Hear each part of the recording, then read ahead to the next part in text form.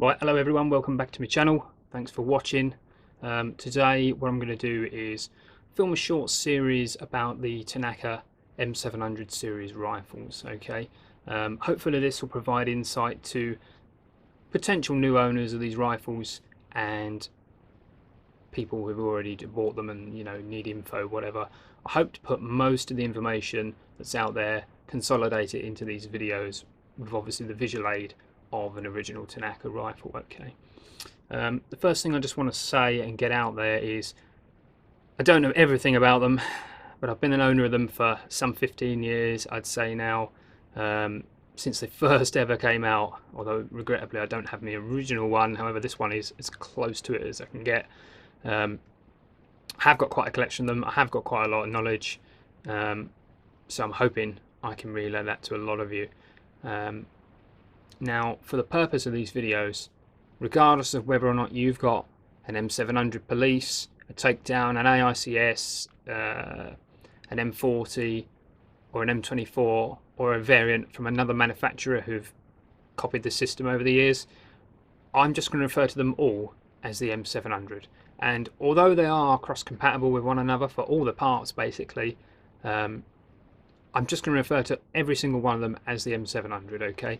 Just for the sake of not rambling on for ages, listing every model, every different thing.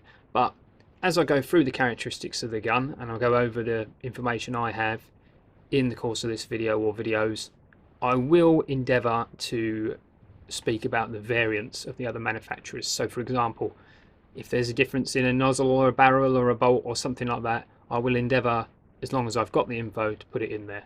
I'd like to say I think I know most of the things about them, and I think hopefully this should be a helpful series to some of you. Okay, so just watch along with me and hopefully we'll learn something together. So, rifle characteristics. The standard M700, the Police, let's call it, the one with this kind of stock, or the M40 or the M24, they weigh about 3.5 kilos. Okay, the AICS is considerably heavier. That's the one with the thumbhole stock that people always say looks like the British Army rifle. That has got an aluminium like ladder frame inside its chassis system, okay, plus the ABS on the outside. It weighs a bloody ton. I don't have an exact figure on the weight. In hindsight, I probably should have weighed mine, but it's too late now. I've started. So definitely over 3.5 kilos though if you're going for the AICS, or if you're going for the G&G. So they have a 650mm barrel. I do hear reports from other people stating that they've had 670mm barrels inside and have found all other things. There may be some discrepancies with that over the years of production, but generally speaking it's a 650mm in a barrel. The overall length of a standard M700 is about 1150, okay, 1150mm, okay, that's yeah, so quite a hefty old gun. As you can see with this one, the one I'm going to use as an example throughout these videos, I've shortened the outer barrel, put an over barrel suppressor on, and I'm running a shorter 510mm 601 type bore. Okay, that's a VSR conversion, which I'll allude to later. So, manufacturers. So obviously, the original manufacturer of these rifles is Tanaka Works, okay? That's what we've got here. You can tell a real Tanaka by what's written on the side of the action. Hopefully the camera's picking that up. It says Model 700, manufactured by Tanaka Works. It's got ASGK stamped here where my thumb is and a serial number. Now the serial numbers, they mean basically the square root of nothing. There's no database as to what any of those mean, and I'm also fairly confident from memory they're actually just there for show and they don't actually mean anything at all. Like, they're all the same number as far as I'm aware. Someone in the comments maybe type that in yourself and let me know about that. I could get another one out and look at it, but I'm so confident they're the same, I'm not going to bother. So, you've got your original Tanaka. Tanaka designed the original mechanism, and that's that. Now, since then, there have been other companies who've looked at that and said, that is an amazing design, plus Tanaka regrettably stopped making them, we'll have a go at making our own. So, the next one in the line was the KJ Works M700, Police I think they call it, and they also made a Takedown, a copy of one that comes apart at the middle, just like the real Remington and Tanaka did themselves. It's a bit yeah, it's not the best, so I'd steer clear of that if I were you. But the KJ Works M700 Police, fantastic gun for the money, absolutely brilliant. I'll come on to that in a little bit about some of its merits. Next up, there is the Action Army 700 series. They've made a few variants, including some tactical chassis ones like the TAC 21 and other little variants. And finally, there is the latest King Arms series, which seems to be maybe the most promising replica yet. They have managed to copy the bolt and the barrel mechanism in its entirety. I'll give more info about why that's good in a little bit. But there's one more sort of,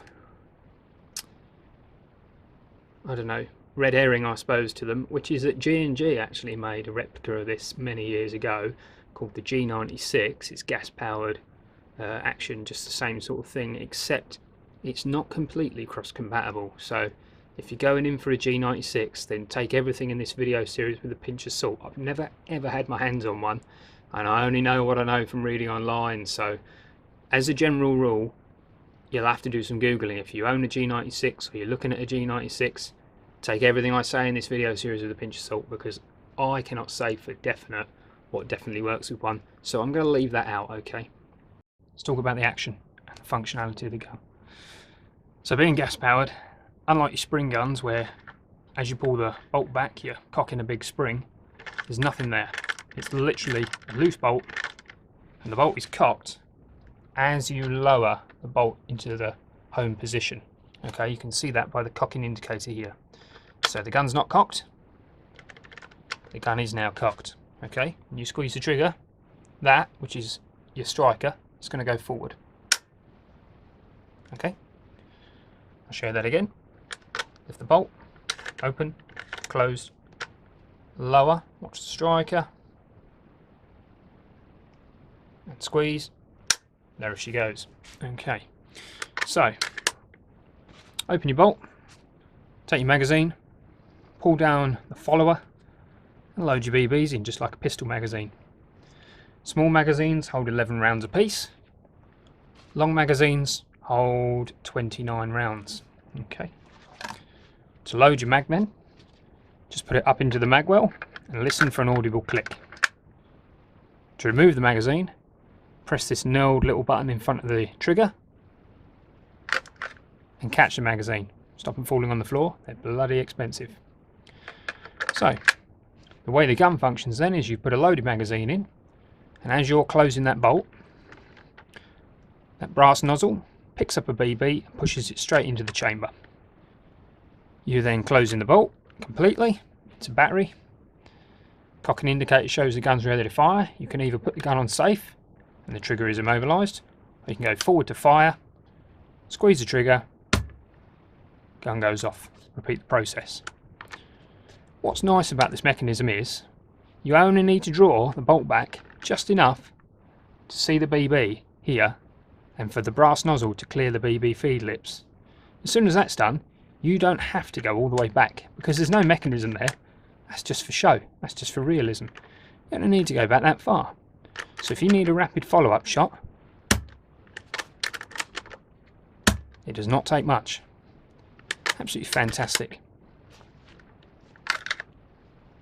That concludes how to operate the gun.